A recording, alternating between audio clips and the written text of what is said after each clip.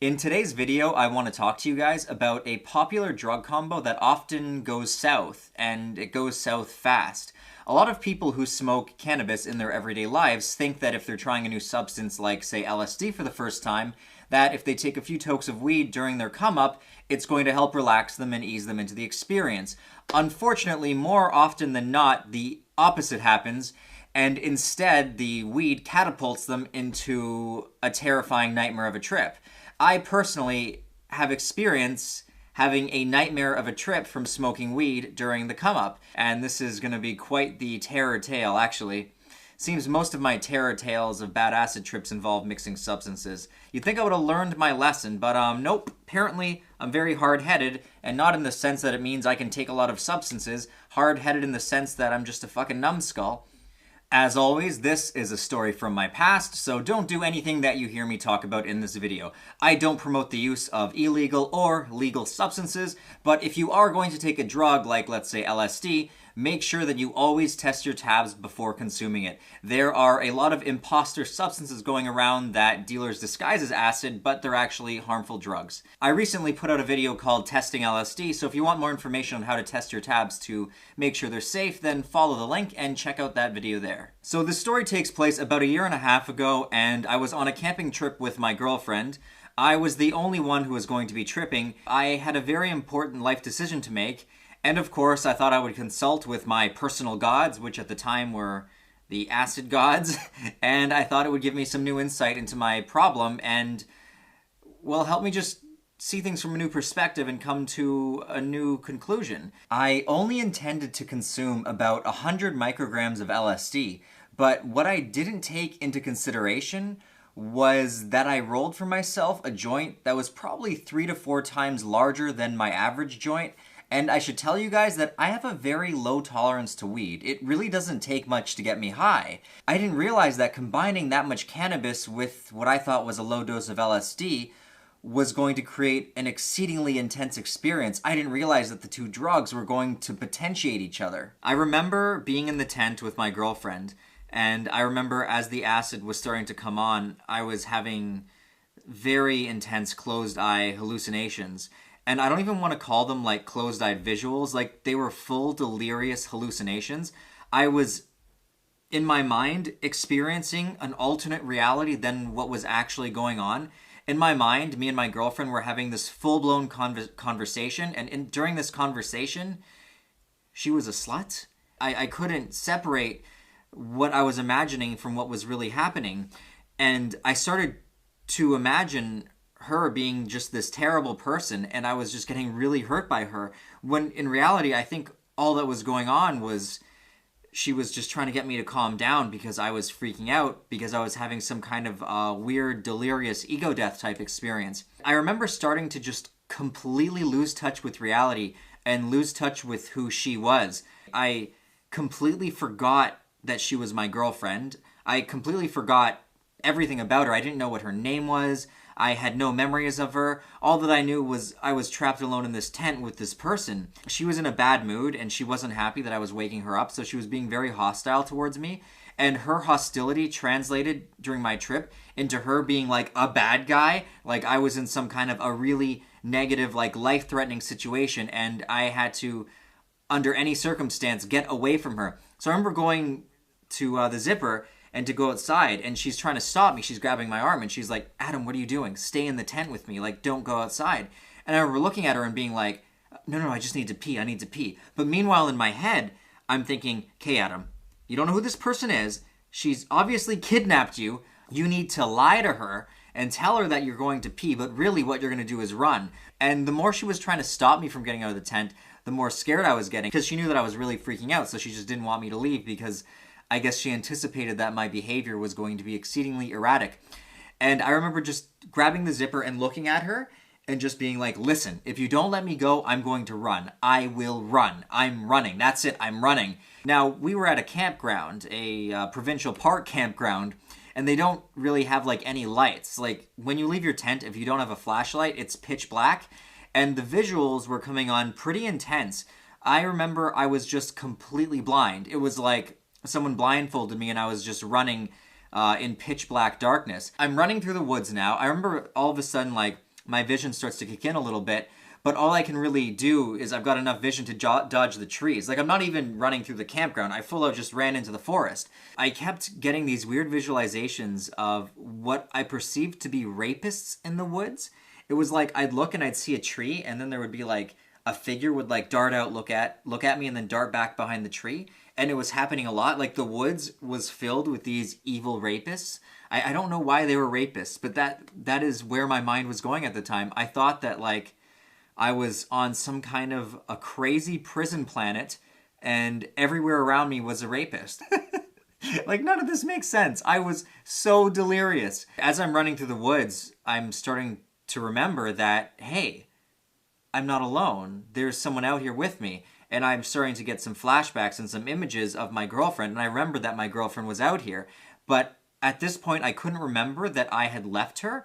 I convinced myself that I needed to find her. But at the same time, I remembered running into a car. And I think because I remember just like smacking into a car, I started to convince myself that I had a car accident. And the next thing I know, I'm back in the nightmare trip. If you guys have seen my video, I have a video out called Nightmare Trip. And during this trip, I talk about feeling as though I was dead and I was looking for my body. It was like deja vu. I was pulled right back into that trip. And I thought that I was, again, some kind of a spirit or something, and I had to find my body.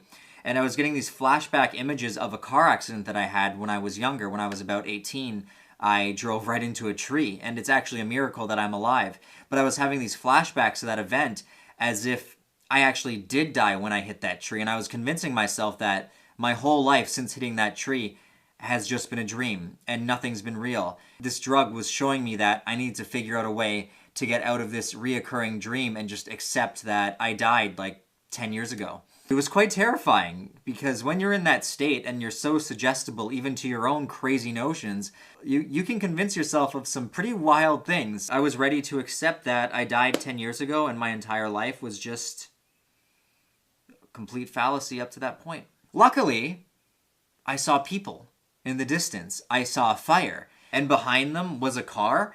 And as I'm running through the woods, I remember thinking, that's it, that's my car. And I thought I was running towards my car accident, and I thought that as soon as I joined with my dead body that was clearly going to be slumped over the steering wheel and full of blood, that once I joined with that body and saw with my own spirit eyes that I had actually died 10 years ago, then, I'll ascend into the light and I'll go on to whatever the next dimension is. Keep in mind that I'm running towards another person's campground. Like, these are people I don't know. All that I remember is popping out of the woods and, I scared the shit out of them. They were, holding their hearts. It was these two guys drinking beers.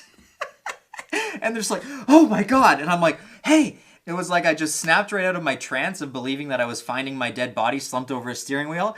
And now I'm back into find my girlfriend mode. And I'm back in the trance earlier where I thought that she was cheating on me. I'm thinking, oh my God, here's the guys. These are the two guys that my girlfriend is sleeping with. Or she's sleeping with one of them. One of these guys is hiding her, and I have to figure out which one is hiding her. Think of what this looks like from their perspective. All of a sudden, this lunatic-looking guy just leaps out of the woods and enters their campground. Like, that's not something you see every day when you go camping with your buddy. I proceeded to just, stop, and I'm catching my breath, and they're like, oh my God, we thought you were a deer or something. And I was like, oh, no, sorry, I was just, I was lost in the woods. I have no idea where I am right now. And they're just, looking at me like, you okay, buddy? Is everything all right here? Can we help you with something? And I just blurted out, I'm tripping hard right now. I'm just I'm really tripping out. I think I took too much psychedelics. And then they just kind of laughed and oh, okay, that makes sense. Then the next thing that comes out of my mouth is, have you seen Jasmine? I'm looking at them with these eyes I know you're hiding her from me. I targeted this one guy in particular. There was a bigger one and a shorter one. I was targeting the shorter guy. And he's like, Jasmine? No, I don't know who you're talking about. I was like, oh, okay, well, I've lost my girlfriend and I can't find her. So I was just running through the woods looking for her. And they're just like, oh, is she on psychedelics too? I didn't tell them exactly what I was on. I think they said, are you on mushrooms? And I just said yes, just to make it simple. So they're like, oh, is she on mushrooms too? And I'm like, no, she's sober. I can't find her. And I don't know where she went. She disappeared. And they're like, oh, that sucks. And I was like, yeah, do you think you guys could help me find her? And they're like, yeah, I guess so. And I was like, well, maybe you could just help me walk back to my campground because I have no idea where I am in this campsite. I don't have a flashlight, and yeah, I don't know where anything is. I had left my phone back in the tent, so I had nothing on me. They're being really nice. They're being super chill and super down. And one of the guys cracks open a beer and he hands it to me. And he's like, here, dude, you look like you need a beer. Just try to calm down. It's okay. We're going to help you out. We'll help you find your girlfriend. And I was just like, oh, okay. Thank you. I was thanking them like a lot. I was like, thank you guys. Like, I really appreciate this. I know you don't know who I am. Just like, thanks. And I remember asking them, does it look like I'm really tripping out? And they're like, no, you don't really look like you're tripping that hard. So they grab a couple beers and they're like, we're going to take a beer with us for the road. They were obviously drinking all night. They were probably pretty drunk or buzzed. I can't remember. And of course, we run into park security. Now, one of the rules of this park is you are not allowed to do acid. No, that's not it. You're not allowed to walk around the campground with open alcohol. You can have open alcohol at your campsite, but you can't walk around with it. So I remember this female like park ranger comes over to us and she's like, you guys know like you're not allowed to walk around with alcohol, right? And meanwhile, I hadn't actually drank the beer they handed me. I was just holding it. It was full to the top. And as we were walking, they took 2 beers each with them. When they had finished their drinks, I offered to hold their empty bottles for them. So here I am with 2 empty bottles and 1 full drink, and they've just got 1 bottle. So the park ranger is like laser eye targeting me. And I'm just like, oh no, I didn't know you couldn't. And I was like, I actually haven't drank anything. And she's like, oh, why do you have so many empty bottles? And I was like, oh, I was holding it for them. Like, oh, I'm such a rat. I'm ratting them out now. They're like, and she looked so confused. But I was thinking in my head, I was still very delirious at this point. I was thinking, oh, thank goodness she's here. For some reason, because she was a figure of authority, I thought she came to help me. And I was convincing myself that these 2 guys who were being very nice and helping me, like they didn't have to go to their way to help me. I scared the shit out of them. I was thinking that they were the kidnappers now and they were the bad guys. And then she took all our bottles away. And I remember being so thankful when she took our bottles away because I was thinking for some reason that the beer bottles were their weapons. And when she took their beer bottles away, I was like, oh, their weapons are gone. They can't really hurt me anymore. And then she charges us. She wrote each of us a ticket for $100 for walking around with open alcohol. They were furious. The 2 guys were like, they were ratting me out. They're like, this guy came to our tent. He said that he was having a bad trip. He said that he was really tripping out hard. And we're just trying to help him find his girlfriend. And now you're giving us a ticket. And she turns to me. She's like, oh, is this true? I'm like, yeah, I'm holding their alcohol. This is all theirs. None of this alcohol is mine. And so they're thinking that I'm like trying to throw them under the bus, but I'm just so out of it, I don't understand like that we're in some kind of trouble because I think that she's here to help me. Thankfully, my girlfriend shows up. Apparently she was looking for me. She was out with the flashlight and she's like, oh my goodness, there you are. I didn't even get a chance to say thank you to them. They were furious. I mean, they each got fined $100 for helping a stranger who was tripping out.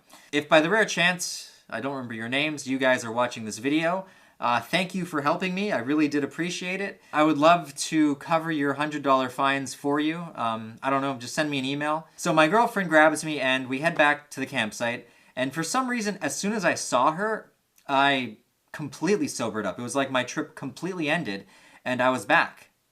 And I went straight to sleep. Mixing these 2 substances should only be reserved for those who are extremely experienced with the effects of weed. Because what things like LSD do is they're mood enhancers. They enhance how you currently feel. And cannabis has the potential for a lot of people to put them in sometimes paranoid states. So say now you're smoking weed on the come up and you get a very slight amount of paranoia. Paranoia that you'd normally just be able to ignore. But because you're on the LSD as well, which enhances how you feel, it can just make that paranoia get infinitely multiplied to the point where you just start freaking the fuck out. Anyway, that concludes my story.